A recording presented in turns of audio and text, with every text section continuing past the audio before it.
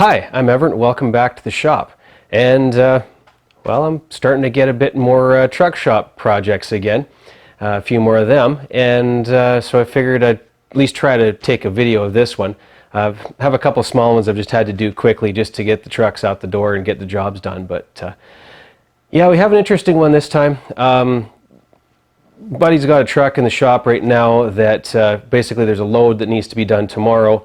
It turns out that the plumbing on the turbo that was installed in this thing a little while ago was a little bit off.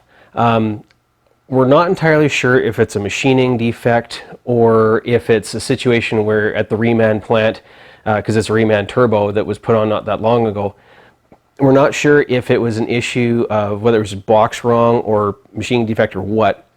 But on the outlet of it, it's not actually machined deep enough to accept the little elbow, this elbow here, that goes up into the turbo. Got a couple pictures here showing sort of what it's supposed to look like, and then the one that is a little bit machined wrong or box wrong or whatever. Could we replace the turbo and put something else on that would fit a little better? Probably. Could we trace numbers on the castings and find? Probably.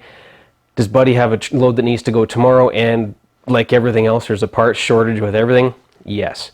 So, being that it's a 3406B CAT engine, my buddy there has a 3406, well, basically an engine that he's fixing up whatever to put in another truck.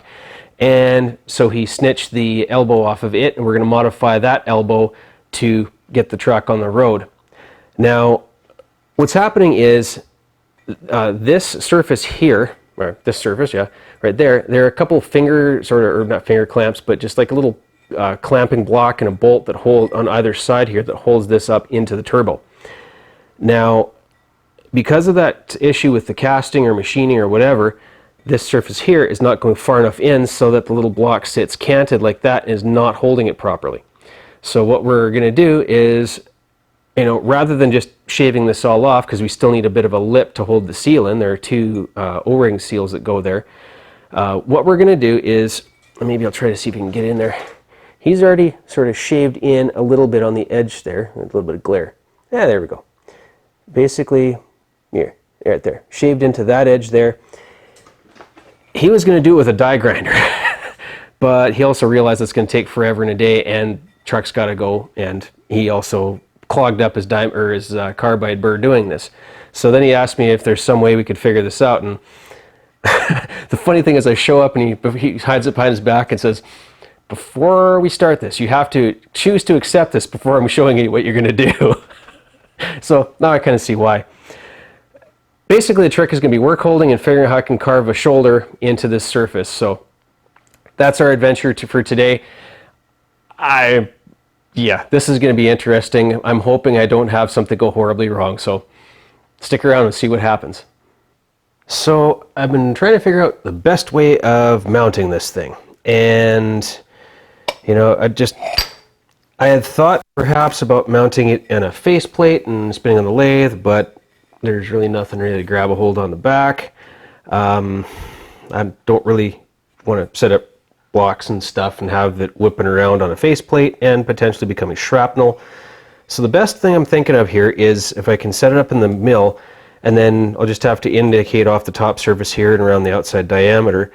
And I'm just going to use a boring head and just do successive small cuts and try to be careful about it. Now, one handy thing about this little tab here is that it can fit into the groove of the vise, the groove here between the jaws.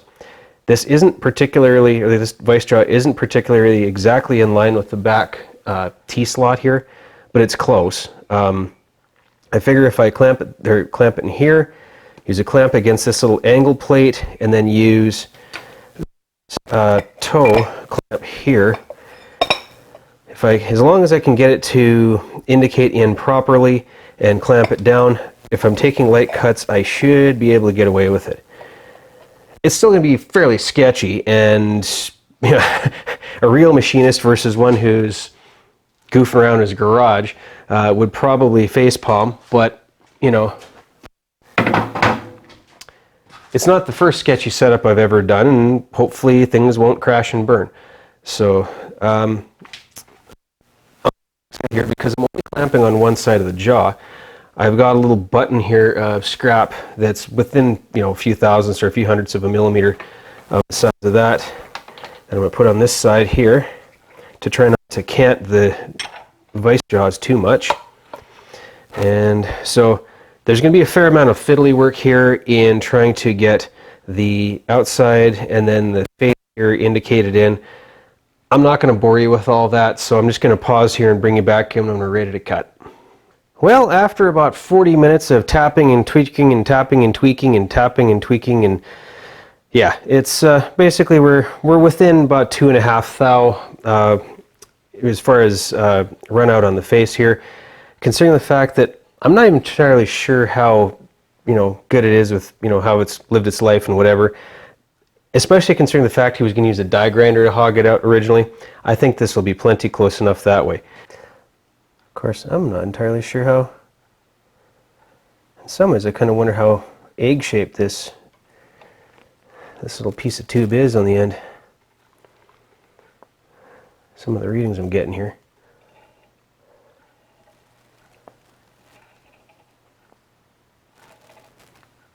Oh yeah, it's swinging up and down. Okay, that's got to be it. That's close enough.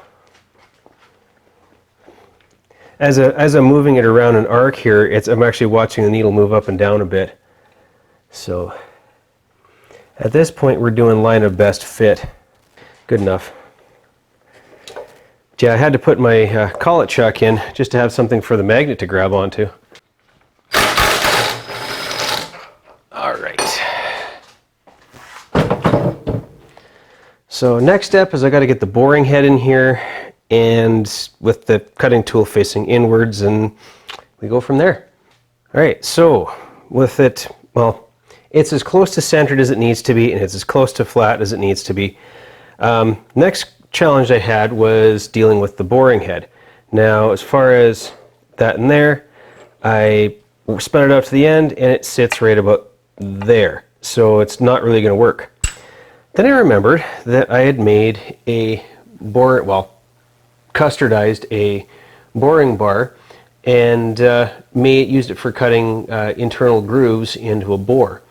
So figured that's my bore, or my internal grooving tool. Well, if I were to use this guy like so,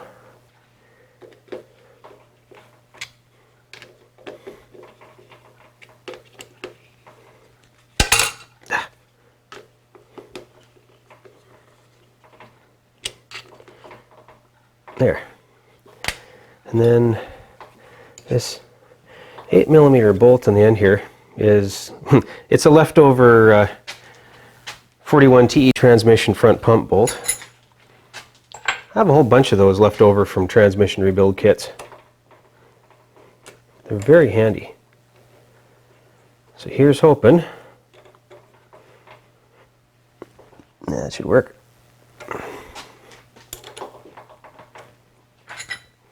Alright, that should work as hoped. I mean, I have the thing spin at about 140 RPM. Well, actually no, we're looking 230 RPM. Probably could go faster. I'd rather not push my luck. But, okay.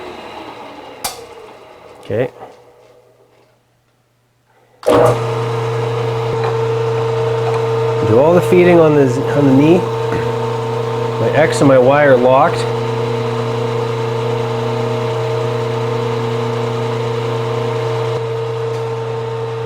Now there is a chamfer there.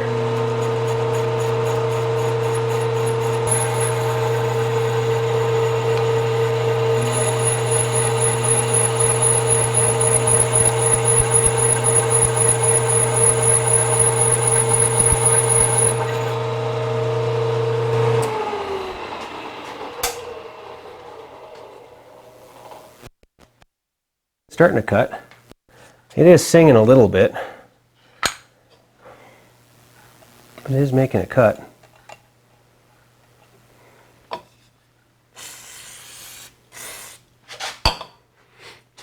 If I have to slow it down, I will.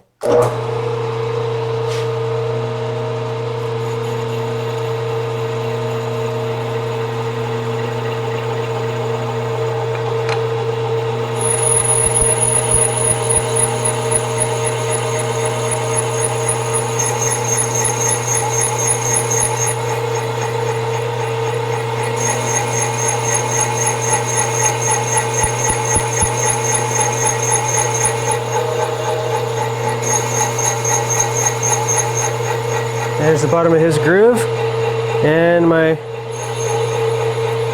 dial here says 33, so I'm gonna write that down.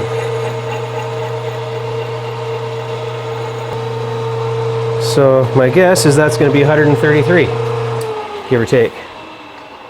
Which actually, you know, for being what it is, that's actually not doing too badly. So that was a 15. Let's try a 25 thou depth of cut. I'll put the metric equivalent in the comments.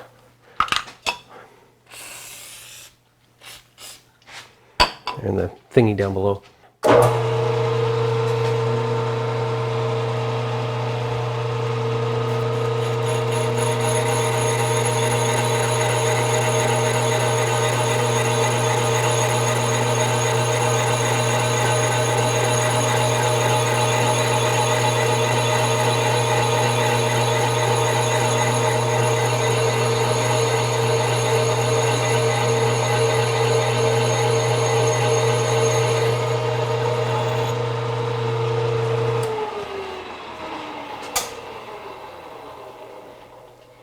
Yeah, hopefully that's coming through in the camera.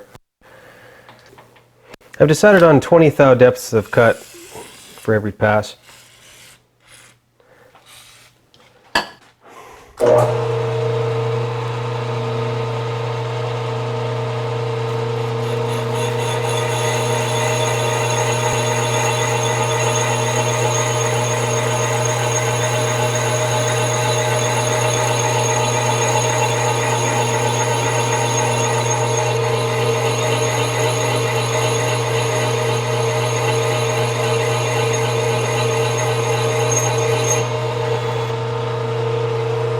You can actually hear it when you get to the bottom.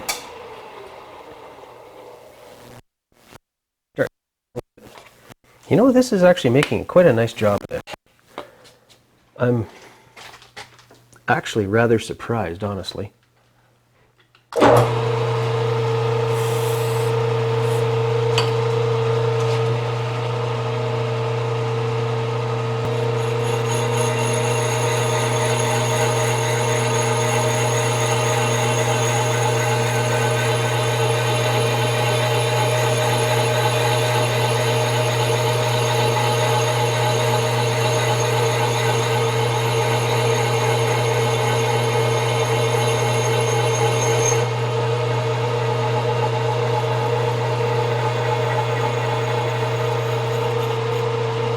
All right.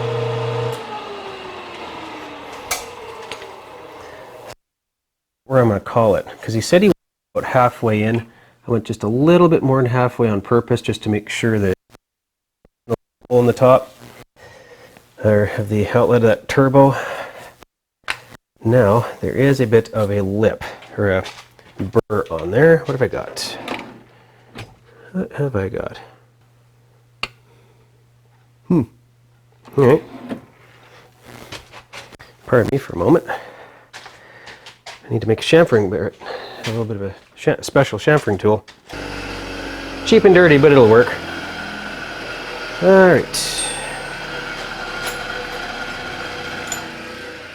Have a piece of high-speed steel that was broken off on the end. So I just ground a chamfer into it with a little bit of clearance on the back. Use that to make a chamfer.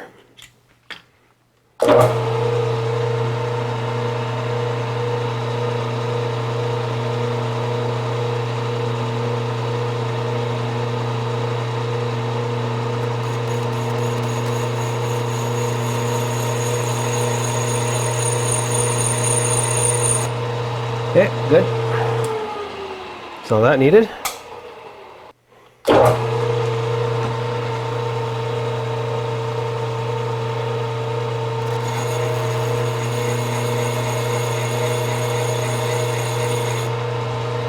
Sweet. That, I would have to say, is that. Yep, I like it. Well, like I say, it's one of those things where I'm just doing what I'm told. Okay, so I'm actually pretty tickled that this idea worked out in the end. I wasn't quite sure what to make of it, or what to think of it at first, because again, what this really reminds me of was, I believe it was the 2017 Summer Bash when Keith Fenner and Adam Booth had to indicate in a four-jaw chuck street elbows, plumbing street elbows, and I saw this, I was like, how am I going to hold this? So anyway, clobbered together, but it worked. So I'm just gonna tear it down here, clean up a bit, and I'll meet you back at the bench. So I know that's probably not the most exciting or glamorous job you've ever seen somebody messing around in their home shop on YouTube with, but I mean, hopefully it turned out as good as we can ask. Pretty much I did what he asked me to do. I just, when he asked me to do this, I was thinking the setup itself would be rather crazy, so I figured it was maybe worth videoing in case somebody else wanted a good laugh out of the crazy conglomerated setup that I had. And you know, unlike Rustinox, who's using the proper made in Germany clamps, mine are Power Fist imported, made in Eastern Asia clamps. So it still worked. But anyway, like I say, I hope you found that at least marginally interesting. At least tomorrow, I mean, it's fairly late tonight.